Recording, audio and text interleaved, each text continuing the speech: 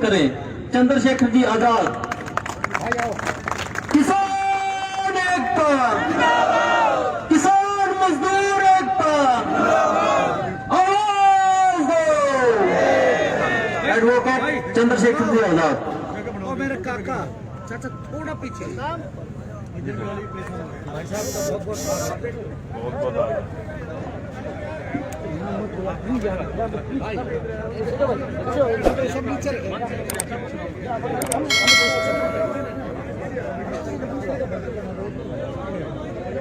देखिए, पहले तो यहाँ के मंच के संचालन करता है और यहाँ के जो जिम्मेदार कमेटी है उनका बहुत बहुत आभार, धन्यवाद कि उन्होंने मुझे बोलने का मौका दिया, अपनी बात रखने का। फोन के चक्कर में ना पड़े नौजवान, मेरी आवाज उनके कानों तक आ रही होगी। मैं अपनी बात बाद में शुरू करूंगा, लेकिन प्रवक्ता जी ने एक बात कही है और वो बहुत जायज है।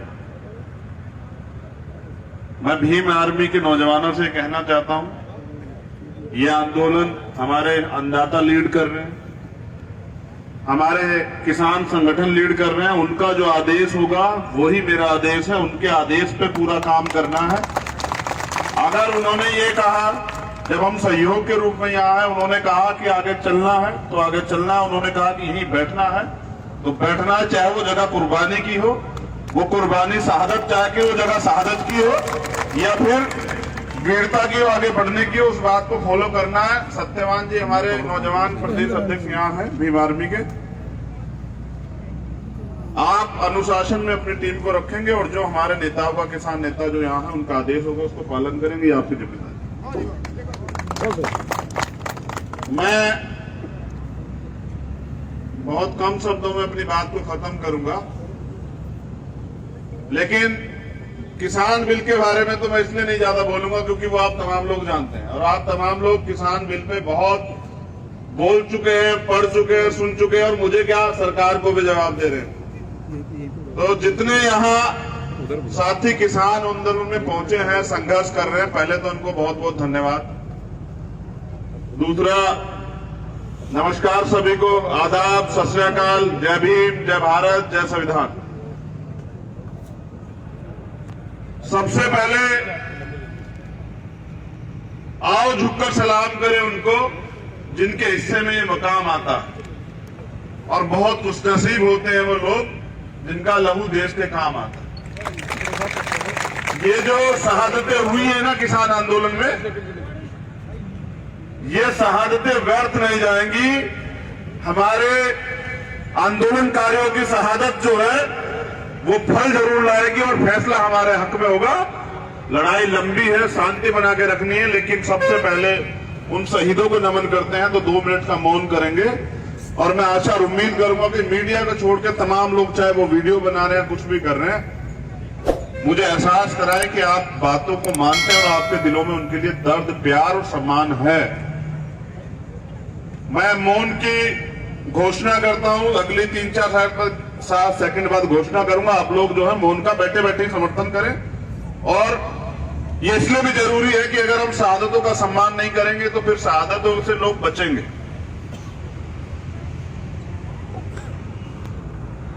मौन।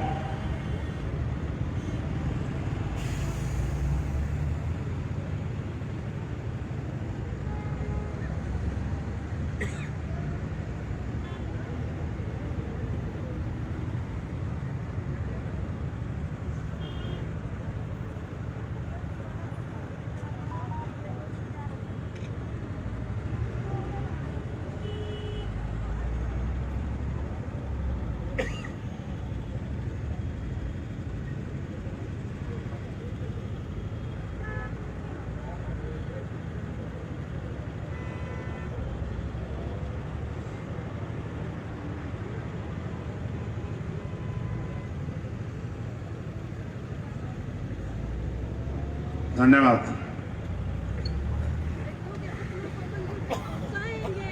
जी, जरूर जरूर।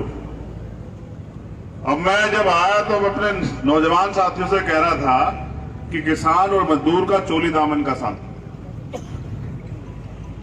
जिस देश का किसान खुशहाल नहीं होता वो देश कभी खुशहाल नहीं होता। और किसान जो है एक बार तो बेवकूफ बन चुका है। कब? जब मोदी जी ने कहा कि हम किसानों की आय दुगनी करने के लिए आए।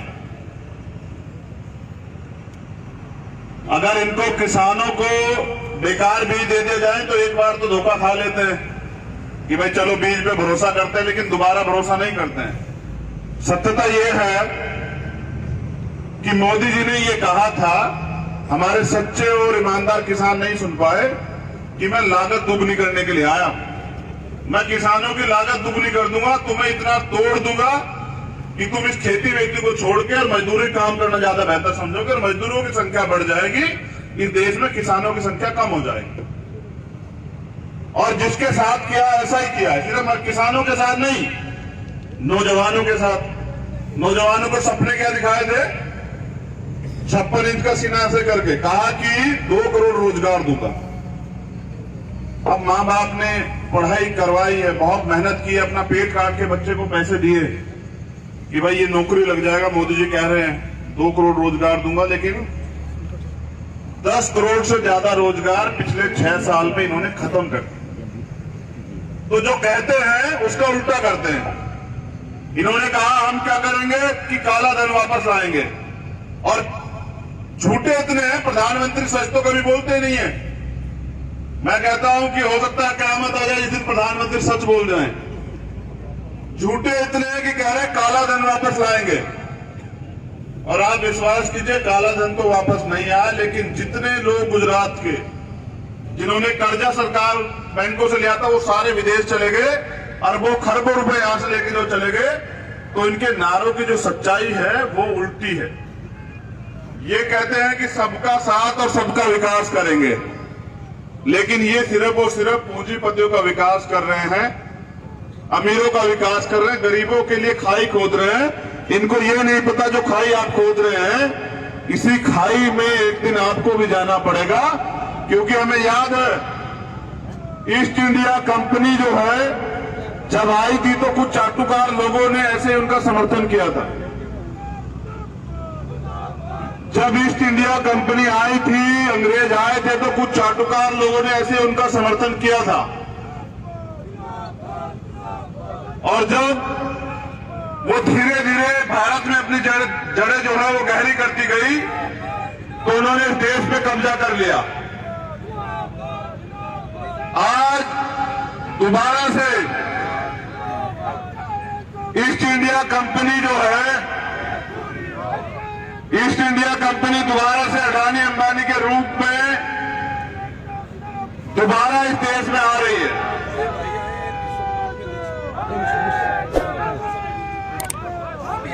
हो चुकी है, ना तो उनको बुलाया जा सकता है, और अभी आंदोलन कब तक चलेगा इसमें अगला नंबर किसका ये नहीं पता। लेकिन तमाम शहादतों के बीच, क्योंकि जब शहादत होती है तो एक पूरे परिवार पर पहाड़ टूटता है, लेकिन इस आंदोलन में जो शहादतें हो रही है वो हम सब लोग एक परिवार हैं, हम सबको दुख को समझना पड़ेगा। एक शहादत ऐसी हुई है जिसने तोड़ दिया मुझे, जिस शहादत ने सोने नहीं दिया, मजबूर कर दिया, और वो शहादत थी बाबा राम सिंह जी की। जब संत शहादत देते हैं ना, संत समझते हैं जिनको कोई मोह नहीं होता, लालच नहीं होता, किसी तरह का झूठ फरेब नहीं होता उनकी जिंदगी में, जो पूरे समाज को, पूरे देश को अपना परिवार मानते हैं। और बाबा राम सिंह जी की जो शहादत हुई, एक शहादत का नोट तो आपने पढ़ा होगा, मीडिया ने आपको पढ़ के सुनाया एक दिन, लेकिन मैंने वो 10 पेज का नोट भी पढ़ा जो वो नानकसर सिंह गुरुद्वारा सिंगड़ा में जो है छोड़ के गए। उन्होंने कहा कि मेरी शहादत को कायरता मत समझना, लेकिन मैं शहादत इसलिए दे रहा हूं क्योंकि तमाम लोग इस आंदोलन में भागीदारी कर रहे हैं। कोई मेडल लौटा रहा है, कोई कुछ और लौटा रहा है, कुछ सड़क पे है, पानी तूफान सब चीजें झेल रहे हैं, लेकिन मैं संत हूं। ऐसा नहीं कि संतों ने आगू नहीं रहे। संत यहां हमारे संतों गुरुओं ने पहले भी कुर्बानियां दी है, और इतिहास और भारत इस बात का गवाह है कि हमने तलवारों के दम पे भी जो है गुलामी स्वीकार नहीं की, लड़ते रहे, अपने अधिकारों के लिए संघर्ष करते रहे। ये देश इस बात का गवाह है। लेकिन संत जी ने कहा कि मैं अपने प्राणों का बलिदान इसलिए दे रहा हूं कि मेरे जाने के बाद देश जागे, लोग मेरे बलिदान को समझे। और जो लोग जाग गए उनका तो स्वागत है, जो लोग घर पड़े हैं वो भी घर से निकले, उस आंदोलन को मजबूत करें। क्योंकि ये आंदोलन, ये जो बिल लाए गए हैं, अगर ये लागू हो जाते हैं ना, मैं स्टाम्प लिख के देता हूं कि 10 साल में भारत में भुखमरी आ जाएगी, भारत का एक एक आदमी रोटी को तरस जाएगा, रोटी को, याद रखिएगा मेरी बात को, भुखमरी आ जाएगी। और संत जो बहुत दूर तक सोचते हैं, उन्होंने कुर्बानी इसलिए दी क्योंकि हमारे महापुरुषों का इतिहास है। मैं याद दिला रहा हूं, नौजवान साथी यहां हैं, शहीद भगत सिंह चाहते तो शहीद आजम भाग सकते थे, शहीद आजम चाहते तो सलाखों से उनके साथी उनको निकाल सकते थे। प्रवक्ता जी मेरी बात पे गौर कीजिएगा, पुरानी बात है लेकिन बहुत ईमानदारी की बात है।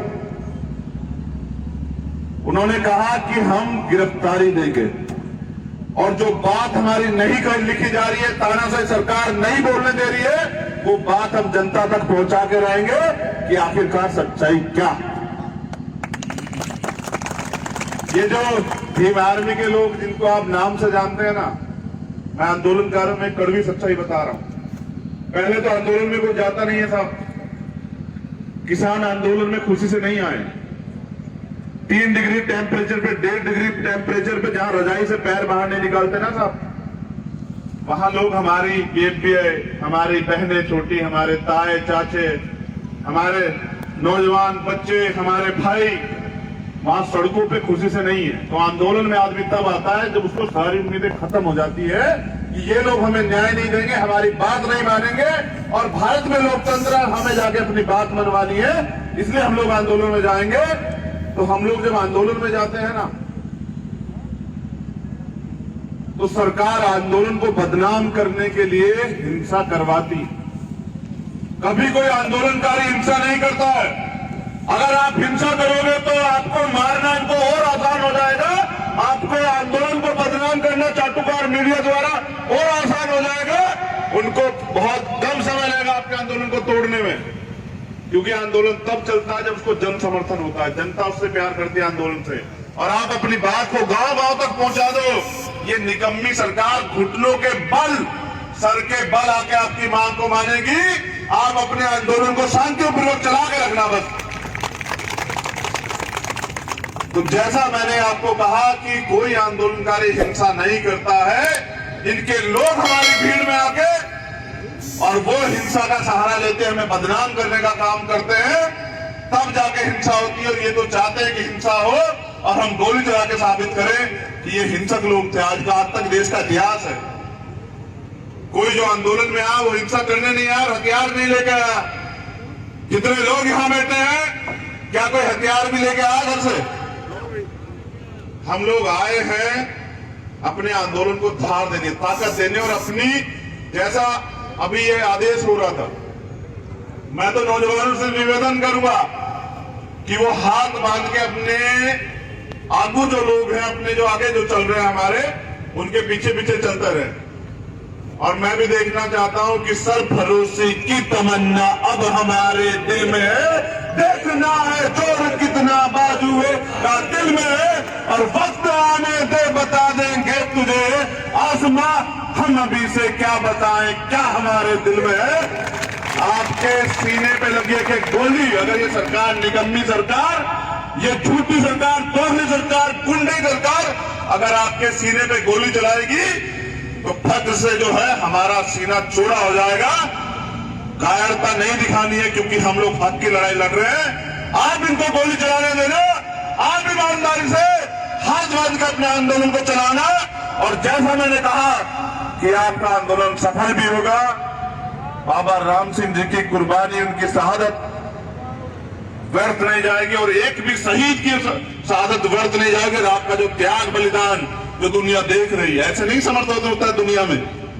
कोई ऐसे क्यों ना करता किसी को समर्थन कि भाई अच्छा काम कर रहे हैं, समर्थन इसलिए हो रहा है, दुनिया के लोग समर्थन कर रहे हैं, क्योंकि वास्तविकता में यही लोकतंत्र है कि अगर आप किसी कानून से सहमत नहीं है, चाहे वो सरकार ने बनाया या किसी कोर्ट ने बनाया, तो आप लोग आंदोलन करके अपनी बात को रखो।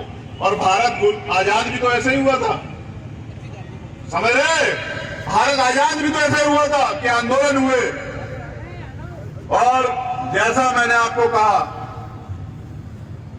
कि अगर अपने देश को बचाना, ये जो आंदोलन है ना, ये सिर्फ किसानों का नहीं है। नौजवान बड़ी गौर से सुने, ये इस देश के भविष्य का आंदोलन है। जिससे टकराए हैं वो अंधाता है, और जो टकरा रहे हैं उनको ये नहीं पता कि आखिर आज सही कह रहे थे, सही दसिया कि गलत लोगों से पंगा ले लिया।